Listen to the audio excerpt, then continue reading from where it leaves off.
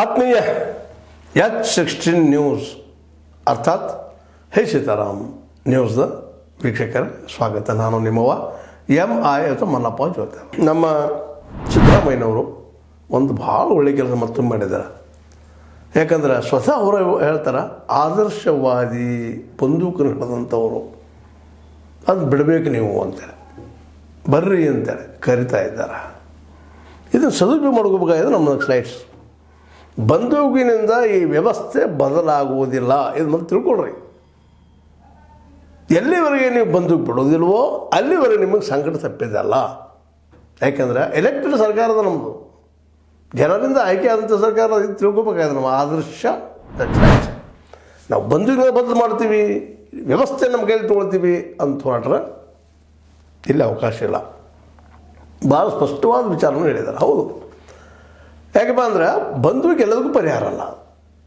ಕೇವಲ ಬಾರ್ಡರ್ ಮೇಲೆ ಇನ್ನೊಂದು ದೇಶದ ಆಕ್ರಮಣ ಮೇಲೆ ಆದಾಗ ಅಷ್ಟೇ ಅದನ್ನು ಮಾಡಬೇಕು. ನಮ್ಮದು ಜನತಂತ್ರ, ಪ್ರಜಾತಂತ್ರ, ಪ್ರಜೆಗಳ ಆಯ್ಕೆಗೆ ಪ್ರಜೆಗೆ ಬಂದು ಹೇಳ್ರಿ, ಜನಸಾಮಾನ್ಯರಿಗೆ ಹೇಳ್ರಿ, ನೋವು ಉಂಡವ್ರಿಗೆ ಹೇಳ್ರಿ, ನಿಮ್ಮ ಸಂಘಟನೆಗಳಿಗೆ ಹೇಳ್ರಿ, ಅವ್ರು ಜಾಗೃತಿ ಮಾಡಿರಿ, ಅವ್ರ ಸಮಸ್ಯೆಗಳ ಬಗ್ಗೆ ಮಾತಾಡ್ರಿ. ಸರ್ಕಾರಕ್ಕೆ ಯಾವ ರೀತಿ ಮಾಡಿದ್ರೆ ನಿರುದ್ಯೋಗನ ಓಡಿಸ್ಬೋದು ತಿಳಿಸ್ರಿ. ಏನು ಮಾಡ್ಲಿಕ್ಕೆ ಸಾಧ್ಯತೆ ಹೇಳ್ರಿ, ಅದನ್ನು ಉದ್ಯೋಗ ಸೃಷ್ಟಿಯಾಗಿ ಮಾಡ್ಲಿಕ್ಕೆ ಸಾಧ್ಯತೆ ಹೇಳ್ರಿ, ಕೂಡ್ರಿ ಅವ್ರ ಜೊತೆಗೆ. ಇದನ್ನು ಪಾಪ ಮಾಡಿದಂಥ ನಮ್ಮ ಗೌರಿ ಲಂಕೇಶರು ಇಲ್ಲಿ ಈ ಮೂಲಭೂತವಾದಿಗಳು ಬಲಿಯಾಗಿದ್ದು ನೀವು ನೋಡಿದಿರಿ. ನಿಮ್ಮ ಸಲುವಾಗಿ ಬಲಿಯಾಗಿದ್ದದು ಇದು ಭಾಳ ನೆನಪಿಡಬೇಕಾದಂಥ ವಿಷಯ.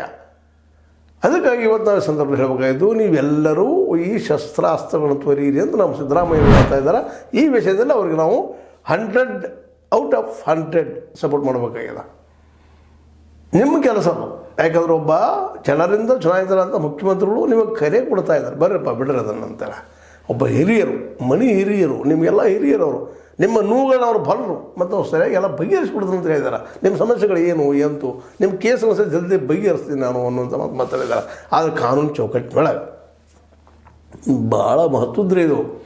ನೆಕ್ಸ್ಟ್ ನೈಟ್ರಿಗೆ ನಿಂತು ವಿಚಾರ ಮಾಡುವಂಥದ್ದು. ಕರ್ನಾಟಕದ ಕಳೆದ 2 ದಶಕಗಳಿಂದ 20-25 ವರ್ಷಗಳಿಂದ ಮಲ್ಯಾಣ ಕಾಡಿನಲ್ಲಿ ಅಡ್ಡಾಡ್ತಾ ಇದ್ದೀರಿ, ಬೀದಿ ಪಾಲಾಗ್ತಾ ಇದ್ದೀರಿ, ಏನೋ ಮಾಡಲಿಕ್ಕೆ ಹೊರಟಿದ್ರಿ, ಏನೂ ಆಗ್ತಾಯಿಲ್ಲ, ಏನೂ ಆಗಲಿಕ್ಕೆ ಸಾಧ್ಯವೂ ಇಲ್ಲ.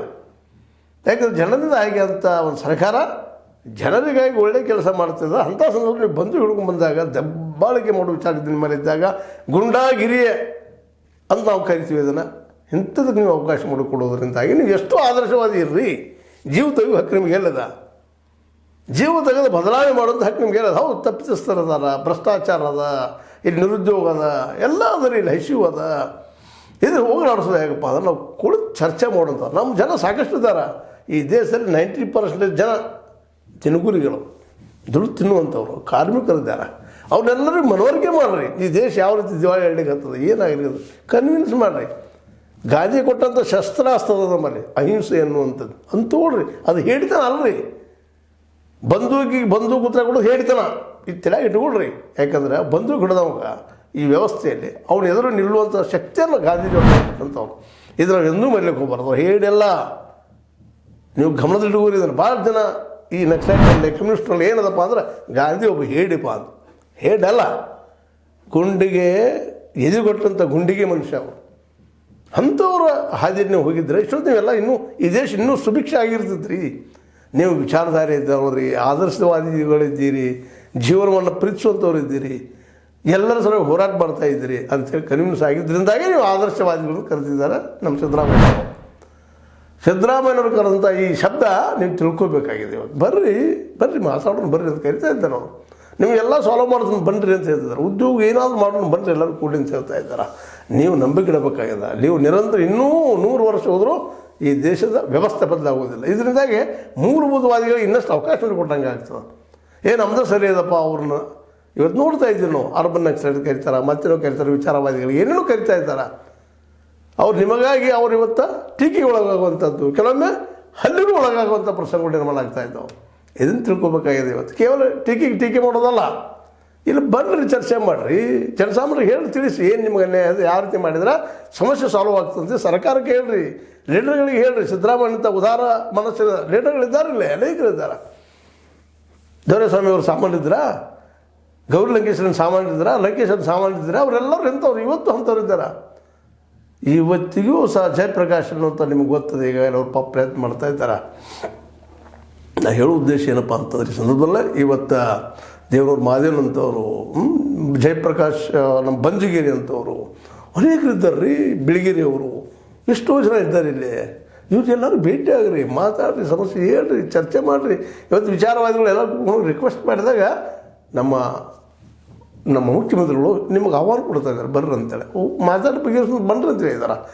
ತೆಲಂಗಾಣಕ್ಕಿಂತಲೂ ಅಥವಾ ಆಂಧ್ರಕ್ಕಿಂತಲೂ ಅಥವಾ ಮಹಾರಾಷ್ಟ್ರಕ್ಕಿಂತಲೂ ಇನ್ನುಳಿದ ಎಲ್ಲ ರಾಜ್ಯಗಳಿಗಿಂತಲೂ ನಮ್ಮಲ್ಲೇ ಈ ಒಂದು ನೆಕ್ಸಲೈಸ್ ನಮ್ಮ ಭಾಳ ಕಡಿಮೆ ಇದ್ದೀರಿ, ನಾವು ಬಗೆಹರಿಸ್ತೀವಿ ಬರ್ರಿ ನಿಮ್ಮ ಸಮಸ್ಯೆಗಳನ್ನು ಅಂತ ಹೇಳ್ತಾ ಇದ್ದಾರೆ.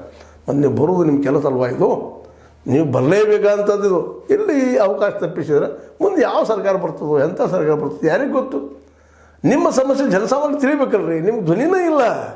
ಕಾಡದಲ್ಲಿದ್ದಾರೋ ಕೊಲ್ತಲಿಕ್ಕೆ ಬರ್ತಾ ಇದ್ದಾರೆ. ಕನಿಷ್ಠ ಬಗ್ಗೆ ತಪ್ಪು ಅಭಿಪ್ರಾಯ ಭಾಳಷ್ಟು ಇದ್ದಾವೆ ಇಲ್ಲಿ ಈ ದೇಶದಲ್ಲೇ.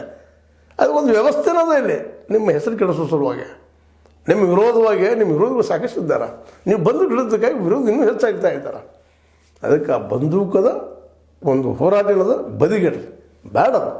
ಗಾಂಧಿ ಕೊಟ್ಟಂಥ ಅಹಿಂಸಾ ಮೂಮೆಂಟ್ ಮಾಡಿ ಸತ್ಯಾಗ್ರಹ ತಗೊಳ್ರಿ, ಇಲ್ಲಿ ಬಂದು ಚರ್ಚೆ ಮಾಡಿರಿ, ನಿಮ್ಮ ಸಮಾನ ಮನಸ್ಕರ ಚರ್ಚೆ ಮಾಡ್ಕೊಂಡು ಬಗೆಹರಿಸ್ಕೊಳ್ಳೋ ಪ್ರಯತ್ನ ಮಾಡಿರಿ.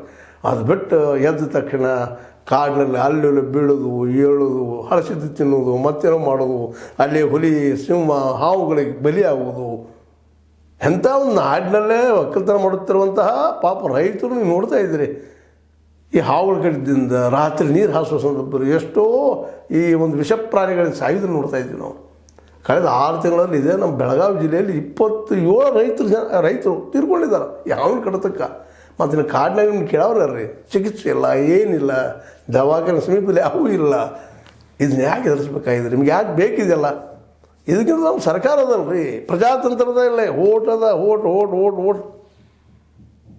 ಓಟ್ ಹಾಕ್ರಿ, ಓಟ್ ಹಾಕೋ ಎಚ್ಚರಗೊಳಿಸೋ ಜನರಿಗೆ. ನಮ್ಮ ಪಾಪ ಎಷ್ಟೋ ಜನ ಅಜ್ಞಾನಿಗಳಿದ್ದಾರೆ ರೀ ಪಾಪ. ಸಾರಾಯಿಗೆ ರೊಕ್ಕಕ್ಕೆ, ಈ ರಾಜಕಾರಣಿಗಳ ರೊಕ್ಕಕ್ಕೆ ಸಾರಾಯಿಗೆ ಬಲಿ ಆಗ್ತಾ ಇದ್ದಾರೆ. ಅವ್ರು ತಿಳಿಸಿ ಹೇಳ್ರಿ, ಶಿಕ್ಷಣ ಬೆಳೆಸೋದು ಕೆಲಸ ಮಾಡಿರಿ, ಎಲ್ಲರೂ ಶಿಕ್ಷಿತರನ್ನಾಗಿ ಮಾಡಿರಿ, ಎಲ್ಲರೂ ಚಿಂತಕರನ್ನಾಗಿ ಮಾಡಿರಿ. ಆಗ ಸಹಜವಾಗಿ ನಿಮ್ಮ ಮಾತಿ ಬೆಲೆ ಬರ್ತದೆ. ಹೌದು ಸ್ವಚ್ಛ ಮಾತಾಡಲಿಕ್ಕೆ ಅಂತ ತಿಳಿತದೆ. ಅದೆಲ್ಲ ಬಿಡ್ಕೊಂಡು ಕಾಡೇ ಹೋಗಿ ಬಂದು ಹಿಡ್ಕೊಂಡು ಹೆಂಗೆ ಬಂದ್ ಮಾಡ್ತೀರಿ ನೀವು? ಸಾಧ್ಯದನ ಒಮ್ಮೆ ವಿಚಾರ ಮಾಡಿರಿ. ನಮ್ಮಲ್ಲಿ ಮಿಲ್ಟ್ರಿ ಯಾವ ಪವರ್ಫುಲ್ ಅದ, ಚೈನಾದ ಮಟ್ಟದಲ್ಲಿ ನಮ್ಮ ಮಿಲ್ಟ್ರಿ ಅದ. ಪಾಪ ಮಿಲ್ಟ್ರಿ ಜನ ತಂದು ಇಲ್ಲಿ ಹಾಕ್ತಾರೆ, ನಿಮ್ಮೇ ಹೋಗಿ ಬಿಡ್ತಾರೆ, ಸಾಯ್ತೀರಿ ನೀವು. ಮಿಲ್ಟ್ರಿ ಇದ್ದವ್ರು ಯಾರು? ಎಲ್ಲ ಬಡವರು, ಕೆಳಜಾತಿ ಜನ, ಬಡ ಜನ ಇವರೇ ಇದ್ದಾರೆ ಮಿಲ್ಟ್ರಿ. ಯಾವ ಶ್ರೀಮಂತರ ಮಗಳು ಮಿಲ್ಟ್ರಿಗೆ ಹೋಗೋದಿಲ್ಲ, ಬದುಕು ಹಿಡ್ಕೊಂಡು. ಇದು ನೆನಪಿಟ್ಕೊಳ್ರಿ. ಸುಮ್ಮನೆ ಎದಕ್ಕೂ ಬಲಿ ಆಗ್ಲಿಕ್ಕೆ ಹೋಗ್ಬೇಡ್ರಿ, ವ್ಯವಸ್ಥೆಗೆ ಬಲಿ ಆಗ್ಲಿಕ್ಕೆ ಹೋಗ್ಬೇಡ್ರಿ. ಇದು ಇವತ್ತು ನಿಮಗೆ ಕೊಟ್ಟಂತಹ ಕರೆಯನ್ನು, ನೀವು ಸಿದ್ದರಾಮಯ್ಯ ಹೇಳಿದಂಥ ಮಾತನ್ನು ನೀವು ಆದರ್ಶವಾದಿಗಳಿದ್ದಾರೆ. ಅವ್ರು ಭಾಳ ಮಹತ್ವದ ಮಾತಂದ್ರೆ ಅದಕ್ಕೆ ನೀವು ನಿಮ್ಮ ಆದರ್ಶಕ್ಕೆ ಜೀವ ಕೊಡೋಗಿದ್ರು ಇಲ್ಲಿ ಬಂದು ಗ್ರೂಪ್ ಡಿಸ್ಕಷನ್ ಮಾಡಿ. ಇನ್ನೂ ಲೇಟ್ ಆಗಿಲ್ಲದು, ಸಮಾಧಾನ ಬರಲಿ. ಈಗ ನೀವು ಇಷ್ಟು ವರ್ಷ ಆಯ್ತಪ್ಪ ವರ್ಕ್ ಮಾಡ್ತಾಯಿದ್ರಿ, ನಿಮ್ಮೇನು ಬೆಂಗಾಲದಲ್ಲಿ ವೆಸ್ಟ್ ಬೆಂಗಾಲ್ ನಕ್ಸಲ್ ಏರಿಯಾದಿಂದ ಇವತ್ತು ಹೋರಾಟ ಮಾಡ್ತಾ ಬಂದಿದ್ರಿ. ಎಷ್ಟು ವರ್ಷ ಆಯಿತು? ಏನು ಪಡೆದ್ರಿ ನೀವು? ಕಾಡ್ನಾಗ ಆಡೋದು ಬಿಟ್ಟು ನಿಮ್ಮನ್ನು ವಿಮರ್ಶೆ ಮಾಡಿಕೊಡ್ರಿ, ಆತ್ಮವಿಮರ್ಶೆ ಮಾಡಿಕೊಂಡು ಈ ಹಿನ್ನೆಲೆಯಲ್ಲಿ ಸಿದ್ದರಾಮಯ್ಯ ಕೊಟ್ಟಂಥ ಕರೆಗೆ ಹೋಗೊಟ್ಟ ಶಸ್ತ್ರಾಸ್ತ್ರ ಬಿಟ್ಟು, ಬಂದೂಕು ಬಿಟ್ಟು ಬನ್ನಿರಿ ಅಂತ ನಾವು ನಮ್ಮ ವಾಹಿನಿ ಮೂಲಕ ನಿಮ್ಮಲ್ಲಿ ಬೇಡ್ಕೊಳ್ತಾ ಇದ್ದೀವಿ. ಇದು ಏನಪ್ಪ ಅಂತಂದ್ರೆ ಒಂದು ಬದಲಾವಣೆ ಆಗುವ ಸಂದರ್ಭದ ಇದಕ್ಕೆ ಸ್ಪಂದಿಸರಿ, ಕರೆಗೆ ಹೋಗ್ಬಿಟ್ರಿ ಅಂತ ಹೇಳ್ತಾ, ಇದು ನಿಮ್ಗೆ ಲೈಕ್ ಆಗಿರ್ಬೋದು. ಲೈಕ್ ಮಾಡಿ, ಶೇರ್ ಮಾಡಿ, ಕಮೆಂಟ್ ಮಾಡಿ, ಜೊತೆಗೆ ಸಬ್ಸ್ಕ್ರೈಬ್ ನಿಲ್ಲಿಸ್ಲಿಕ್ಕೆ ಹೋಗ್ಬೇಡ್ರಿ ಅಂತ ಮತ್ತೊಮ್ಮೆ ರಿಕ್ವೆಸ್ಟ್ ಮಾಡ್ತಾ, ಹೇ ಸೀತಾರಾಮ್ ನ್ಯೂಸ್ ಅಂದರೆ H16 ನ್ಯೂಸ್, ಸತ್ಯದ ಕೈಗಳಲ್ಲಿ ವಂದನೆಗಳು.